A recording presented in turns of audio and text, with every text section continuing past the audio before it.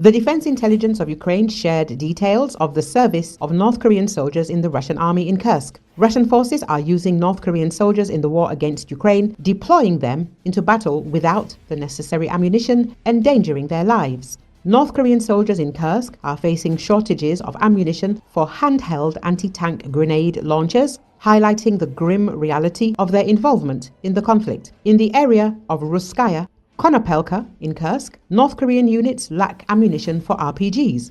In the Kursk region, the Russians issued another batch of North Korean army soldiers with body armor, helmets and small arms of 5.45, 7.62 and 12.6 mm caliber. Using a water tanker type vehicle, North Korean attack aircraft were transported to positions to replace losses and continue active combat operations, Defense Intelligence of Ukraine said. At the front lines, in the area of the villages of Russkaya Konopelka and Plekhovo and Ulanok in the Kursk region, units of the North Korean army are complaining about a shortage of ammunition for handheld anti-tank grenade launchers.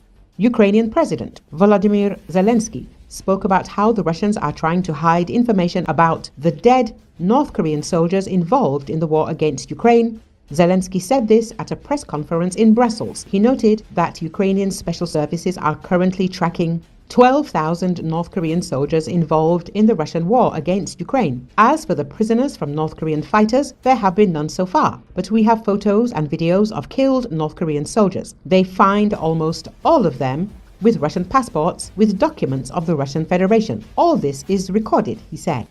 The head of state also added that there are photos and videos showing that the Russians are burning the faces of dead North Korean soldiers so that they cannot be recognized. The same thing they did with their soldiers. They burned them completely, and those they didn't burn, they left on the ground to rot. And here they burned faces. We record all this. We see it, he said. North Korea lost several hundred soldiers killed and wounded in the Kursk war. Ukrainian military personnel showed dozens of destroyed North Korean soldiers in the areas of the villages of Plekhovo, Vorozhba and Martinovka in the Kursk region.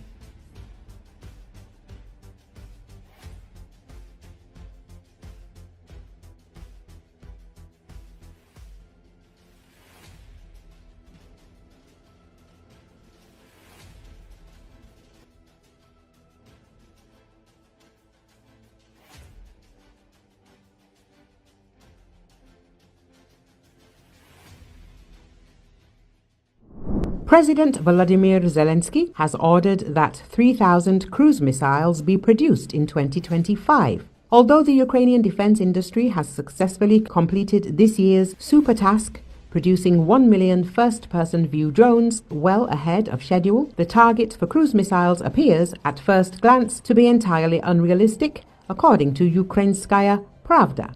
Even during Soviet times, Ukrainian plants did not excel in producing large cruise missiles, except for the Kharkiv aviation plant, which has long since lost this technology. Ukraine has developed the Neptune cruise missile, which is being worked on by the Luk Design Bureau, though large-scale production is not happening at the moment. It is, in fact, possible to produce 3,000 missiles next year. The only caveat is that they would be small in size. While the Russians are increasing the size of their missiles, producing the notorious Oreshnik intermediate-range ballistic missiles, Ukraine is continuing to advance long-range drone technology, enhancing their speed, accuracy and power.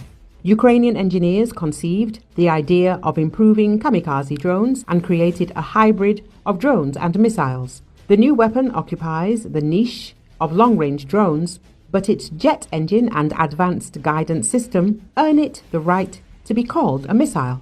Ukrainian companies are already mass-producing them and preparing to scale up production significantly.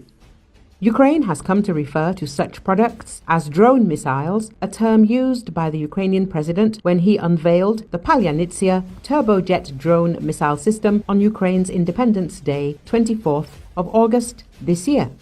Information from open sources suggests that the Palyanitsia has a warhead weighing about 100 kilograms, which is 4 times lighter than the Russian caliber cruise missile. Another missile, the Plekhovo, was unveiled in early December. It has a much smaller warhead than the Palyanitsia, making it resemble a kamikaze drone. Ekonomichna Pravda talked to the developers of the Plekhovo missile. For security reasons, the name of the company will not be disclosed. The idea to develop the missile emerged after discussions with the Ukrainian military. UAV operators asked for a cost-effective weapon with a small warhead capable of striking targets several hundred kilometers behind enemy lines. The military never specifically requested a jet engine. Its inclusion was an initiative by the designers themselves. In August 2023, the company developed its terms of reference and created the first sketches. From that point, a complex process of development and testing began. Once the development and codification of the Plekhovo missile were completed, it was swiftly put into mass production. There was no shortage of buyers, as the very same units within Ukraine's defense forces that operate long-range drones signed contracts with the company. Over the past 3 months, the developer has produced approximately 100 missiles and is now ramping up production capacity.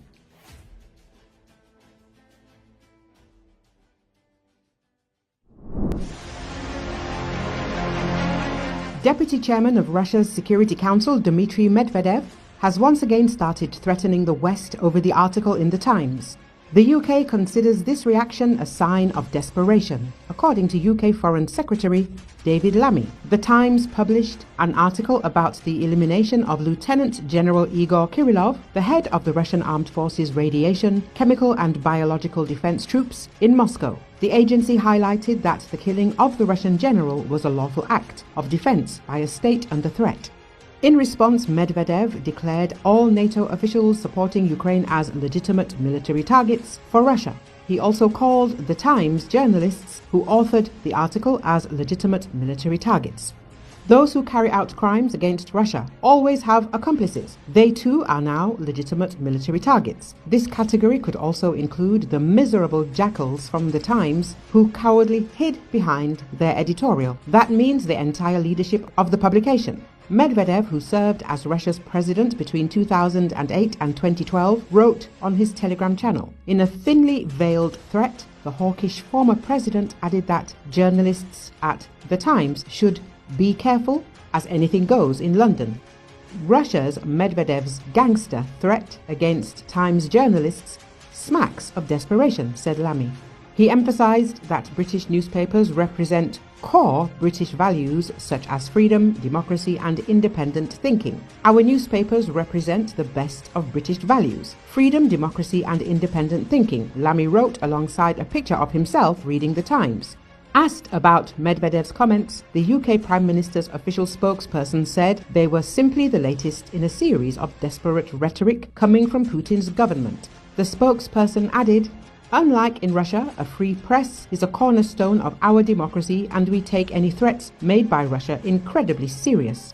Medvedev, who cast himself as a liberal reformer promising modernization and democratization upon becoming president in 2008, has reinvented himself as one of Russia's most vocal pro-war figures. He is now best known for his fiery anti-Western tirades on Telegram, which some observers see as a desperate attempt to maintain political relevance. Still, Medvedev remains a prominent Putin confidant.